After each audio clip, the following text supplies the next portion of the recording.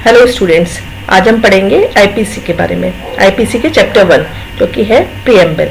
इसमें कौन कौन से सेक्शंस कवर हैं? इसमें सेक्शन 1 to 5 आ जाते हैं। सो हम स्टार्ट करते हैं सेक्शन 1 से।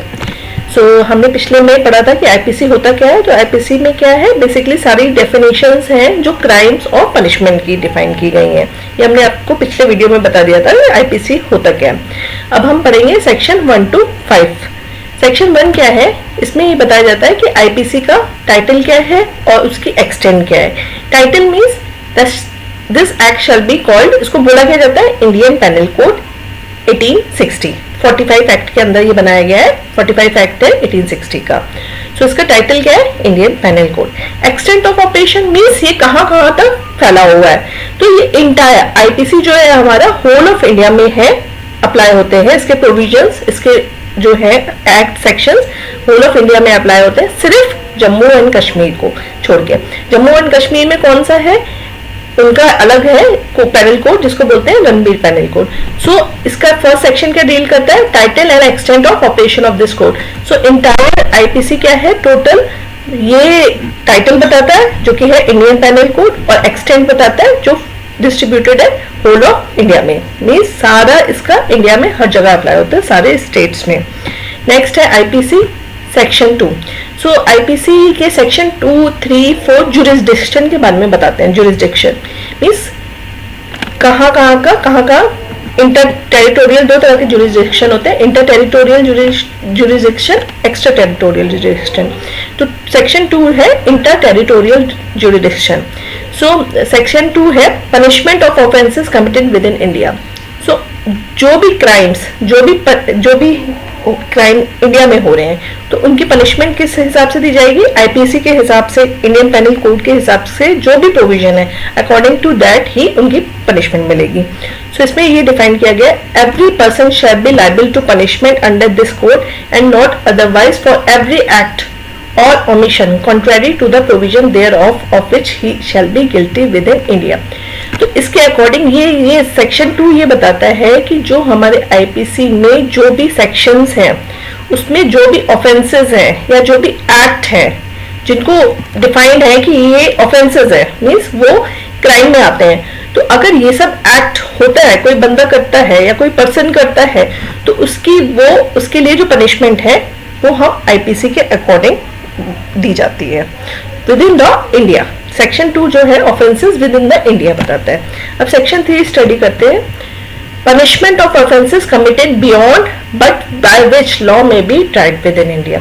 अब जो ऑफेंसेस इंडिया के बाहर हो रहे हैं लेकिन उसकी पनिशमेंट भी इंडिया में दी जा सकती है। जैसे आपको पता है कि विजय माल्या, ठीक है, क्राइम उन्होंने किया है, मतलब इंडिया में किया लेकिन वो बाहर चले गए हैं। अब उनको ऑफेंस जो है, नीरव मोदी है, ये सब जो है अब ये है बाहर, ठीक है, फॉरेन में है, लेकिन इनका जो भी ऐसा नहीं है कि फॉरेन कोड इनको ट्राई करेगा, इंडिया में ही इनको ट्राई किया जाएगा इन ऑफेंसेस के लिए, और इनको प्रोविजंस आईपीसी के तहत ही इनको पनिशमेंट दी जाएगी। इसको हम पढ़ लेते हैं सेक्शन 3 को। Any person liable by an Indian law to be tried for an offence committed beyond India shall be dealt with according to the provision of this code. इसमें यह है कि कोई भी पर्सन जो है पनिशमेंट बाहर करता है, इंडिया के बाहर, ठीक है, जैसे कोई बाहर मर्डर कर देता है, इंडिया का बंदा है, वो जाके बाहर मर्डर कर देता है, तो उसका भी पनिशमेंट कमिट हुआ है, वो बाहर कमिटेड आउटसाइड द इंडिया हुआ है, लेकिन उसकी पनिशमेंट भी आईपीसी के अकॉर्डिंग दी जाएगी, और वो ट्रायल भी उसका इंडिया में ही चलेगा। Any person liable by an Indian law to be tried for an offence committed beyond India shall be dealt with according to the provision of this code for any act committed beyond India in the same manner if it has been committed within India। उसी तरह से try होगा जैसे कि वो India में हुआ है। नेक्स्ट आता है आईपीसी सेक्शन 4। ये भी आईपीसी सेक्शन 3 का एक्सटेंशन है। Extension of code to extra territorial offences. The provision of this code apply only to offences, any offences committed by। अब ये कहाँ अप्लाई होता है, किस किस offences के लिए अप्लाई होता है। पहला, any citizen of India in any place without and beyond India। हर एक सिटीजन चाहे इंडिया में हो चाहे बाहर हो उसके लिए अप्लाई होता है। any person or any ship or aircraft registered in India wherever it may be. India में कोई एयरक्राफ्ट रजिस्टर्ड है लेकिन वो अभी बाहर है, दूसरी कंट्री में है, और उसमें कोई क्राइम हो जाता है, उसमें किसी का मर्डर हो जाता है, तो वो उसका भी ट्रायल जो होगा वो इंडिया में चलेगा। थर्ड है any person in any place without and beyond India committing offense targeting a computer resource in India। ये इंफॉर्मेशन टेक्नोलॉजी एक्ट 2008 में आया था। तो इसके अकॉर्डिंग कोई भी पर्सन कहीं पे भी हो, बाहर इंडिया के बाहर हो, वो अगर कोई कंप्यूटर रिसोर्स हैक करता है या कोई डेटा चुराता है तो वो भी एक आईपीसी के अंडर क्राइम है। वो तो उसके भी प्रोविजंस जो भी होंगे आईपीसी के प्रोविजंस में आएंगे और उसको पनिशमेंट भी उसके अकॉर्डिंग ही मिलेगी।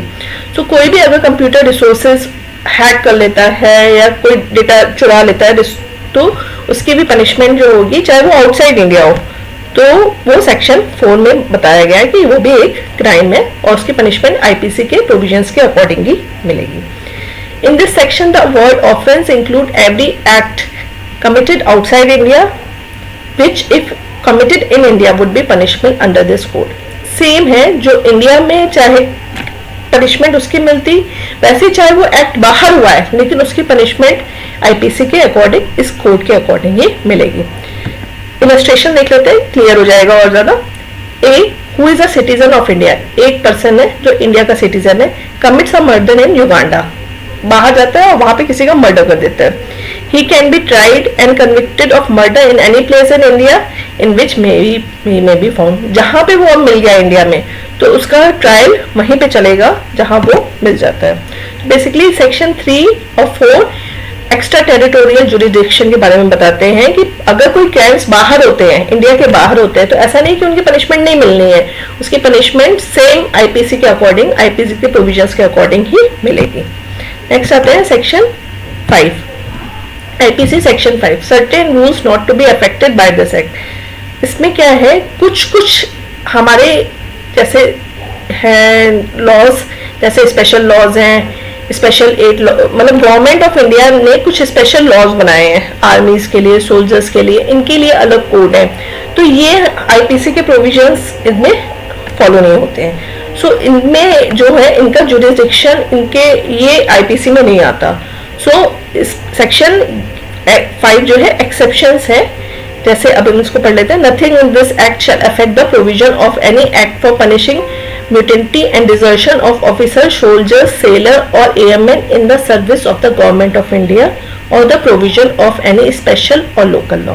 इसका ये सिंपल से कहने का मतलब है कि कोई भी इन दिस एक्ट, इस एक्ट में इस प्रोविजंस को, मतलब इनकी डिजर्शन, इनकी म्यूटिनिटी मीन्स इनकी रिस्पेक्ट ऑफिसर्स, सोल्जर्स और जो भी गवर्नमेंट ऑफ इंडिया की सर्विस में है, तो इनके द्वारा अगर कुछ क्राइम हो जाता है तो इनका आईपीसी में इनका केस नहीं चलेगा। इनका जो होगा, इनके पनिशमेंट, इनके जो लॉज है, ठीक है, जैसे आर्मी लॉ के हिसाब से या इनके जो लॉज हैं उनके हिसाब से, मार्शल लॉ है या स्पेशल लॉज है या इनके लॉ के हिसाब से उनको पनिशमेंट या उनका ट्रायल चलेगा।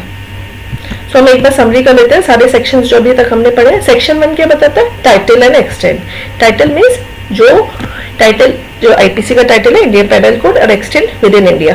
पनिशमेंट ऑफ ऑफेंसेस, जो क्राइम इंडिया में कमिट होते हैं उसकी पनिशमेंट इंडियन पेनल कोड के प्रोविजंस के अकॉर्डिंग होती है। थर्ड, जो प्रोविजंस, जो पनिशमेंट, जो क्राइम्स ऑफेंसेस बाहर होते हैं उनकी पनिशमेंट भी आईपीसी के अकॉर्डिंग मिलेगी।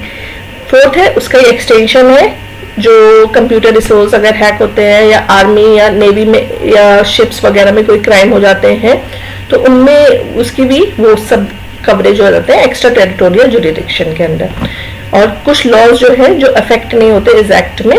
तो ये है आपके चैप्टर 1 जो है 5 सेक्शन से कंप्राइज है, तो ये सारे सेक्शंस चैप्टर 1 में है।